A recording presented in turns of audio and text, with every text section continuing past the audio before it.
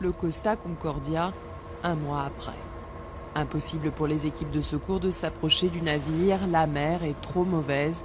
Résultat, non seulement les recherches pour tenter de retrouver les disparus ont été suspendues, mais les opérations de pompage n'ont pas encore pu débuter. Malgré tout, les spécialistes qui devront évacuer les quelques 2400 tonnes de carburant s'activent pour être prêts le jour J. Le chef de la protection civile, l'organisme gouvernemental en charge des situations d'urgence en Italie, s'est rendu sur l'île le 8 février. Pour lui, le temps presse. La chose qui me préoccupe le plus, c'est de faire au plus vite pour vider les cuves. Je l'ai dit aussi aux habitants du Giglio. Je me sentirai plus tranquille le jour où il y aura quelques tonnes de carburant en moins ici. Ensuite, nous aurons d'autres préoccupations.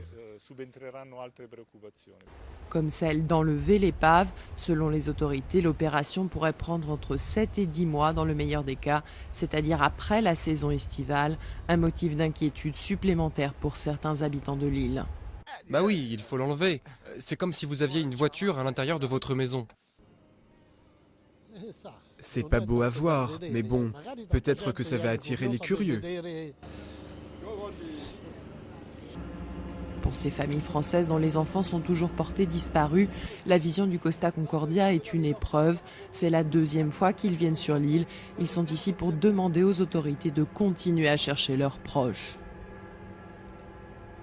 En ayant les parents devant, ils reprendront les recherches.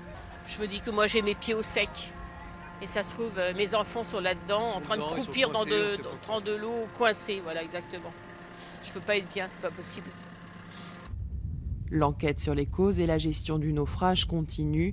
Le commandant du bateau, assigné à résidence, est accusé d'homicides multiples par imprudence, de naufrage et d'abandon du navire, de même que son second. 17 personnes ont trouvé la mort et 15 autres sont toujours portées disparues.